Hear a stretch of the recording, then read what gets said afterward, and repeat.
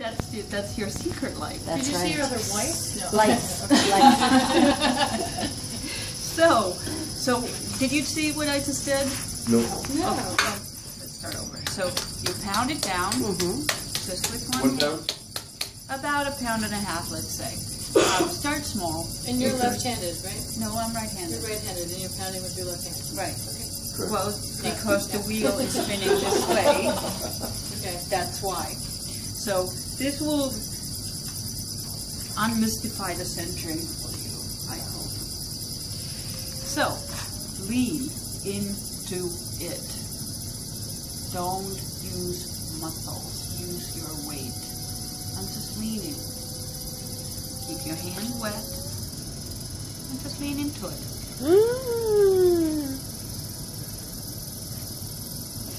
Cones right up. Bring it down. So I'm still leaning to it.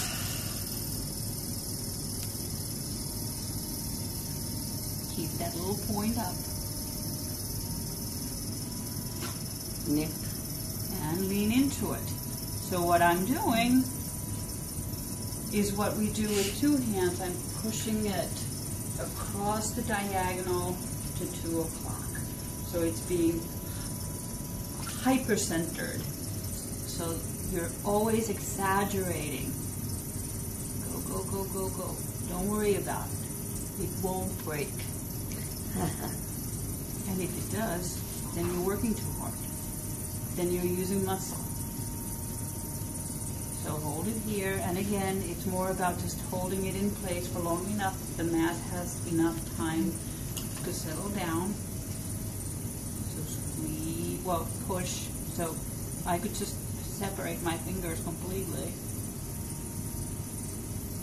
and then bring it down, and hold it here.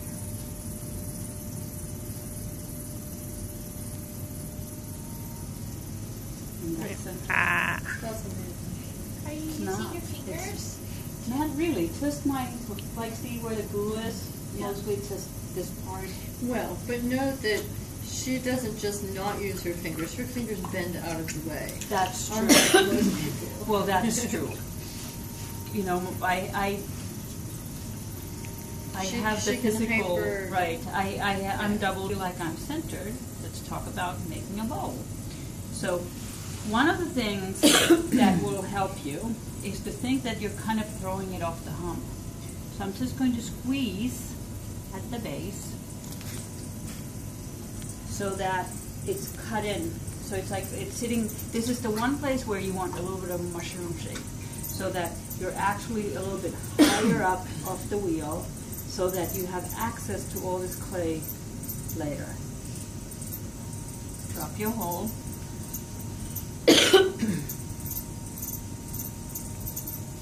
And go just about as deep as your mushroom, the top of your mushroom is. So about here.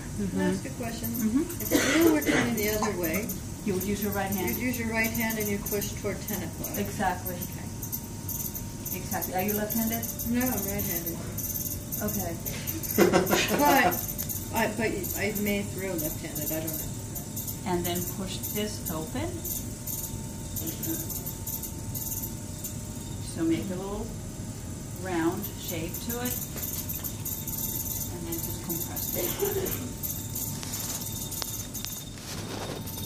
And now you can pull this into your thumb.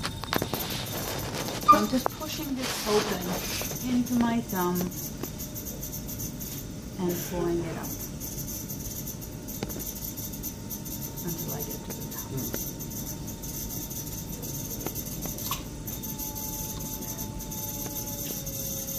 So again, start from the center, compress, widen the interior space into your outside hand, pinch the clay, let it move upwards. You can do that with your right hand too? Well, if the wheel is spinning the other way. Really? Can you do 2 at the same time? You could.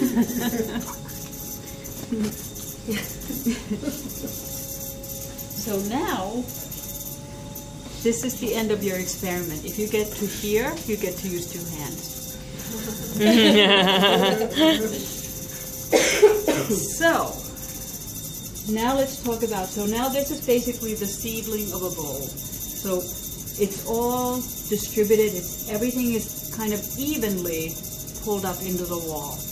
And then it's just a matter of making it bigger. So you can use the same amount of effort all through.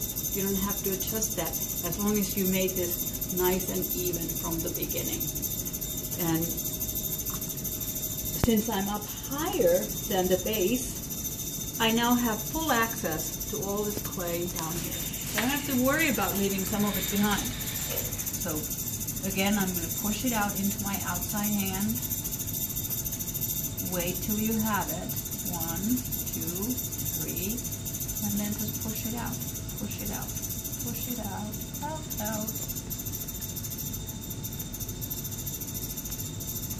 Make the interior space larger each time. So the shape stays the same, just the bowl gets bigger. Did you have any questions, Jason? Shoulder. Yeah, why does it happen? Like, I always have that thing here, right here. Yeah. The bump, you're pushing in.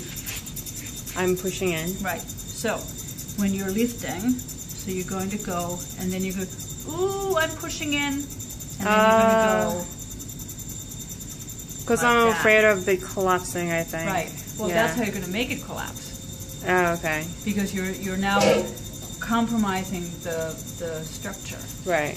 So you're really turning it into a cylinder, right, rather than a bowl. Right. So the strength of the bowl is within its curve. As long as you keep that curve expanding within that the curvature of a sphere, it can expand infinitely. Okay. The minute you change that, if you push out the hip or you turn out the lip, the weight will become imbalanced, and it no longer can expand the same way. Okay. So now let's fix it. Yes. How are you going to do that? So, and this is where it really is handy to be a little bit higher up. So I am going to follow the bottom curve and keep compressing it out into my outside hand. Compress out to your outside hand. Compress it out into your outside hand. Outside hand controls the width of your pot every time, no matter what the pot is.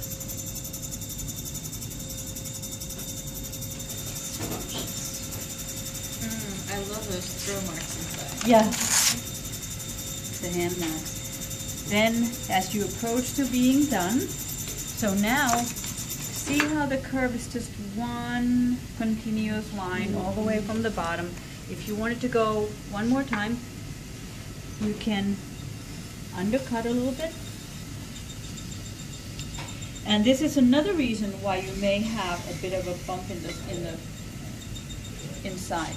If this is really thick and you haven't lifted the clay, it keeps pushing up against the inside curve. So you're not really. Yeah, my bottom is always heavy, right? Like, so and thick. You have to move the clay out of the way, and that's the challenge. That is really challenging thing. That's the challenge. Yeah. It's easy to imagine it, but it's really what you just have to think about is how you're going to push it out into the outside hand. And don't engage your outside hand at all. It just receives. Okay, just receives. Just receives. So from here, so now I'm really nicely able to go below it, underneath it.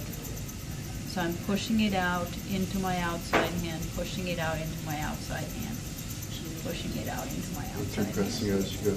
Yes. Oh, And just make so it lovely. Make it go wider. And then use something to compress the rim. And now you can see how the last push, I just kind of pushed out a hip and I turned out a lip. So it changed from this to kind of U and then with a flare on the lip. And then if you are worried about getting it off, use the rib to dry off. And you can maybe even do more of a little lip here. You can even put a little line here. And then just pull this out. I love when you do those little markers. Oh, I like that. I like the shape. So, well, it's a turning point in the direction of the curve. So you kind of have to, so that if you wanted this to go really far out, if you just did it without putting that corner there, it would go whoop. Right. Right. Yes, I've been there. Right. We all have. So by pushing this, so my outside hand is below and my inside hand is above it. I usually use my fingernail and just hold it here. So you're making that definition there. And then pull this open.